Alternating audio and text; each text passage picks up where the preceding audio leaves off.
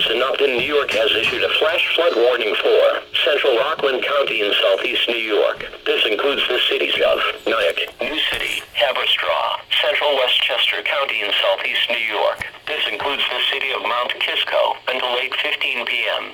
At 6:12 p.m., National Weather Service Doppler radar indicated a thunderstorm capable of producing urban flash flooding crossing through the warned area. Rainfall rates of 2 to 3 inches per hour are possible with this storm. Locations in the warning include but are not limited to Stony Point. A flash flood warning means that traffic flooding is imminent or occurring. If you are in the warning area, move to higher ground immediately. Residents living near streams and creeks should head to higher ground at once. Do not attempt to cross flooded areas by foot or in your vehicle.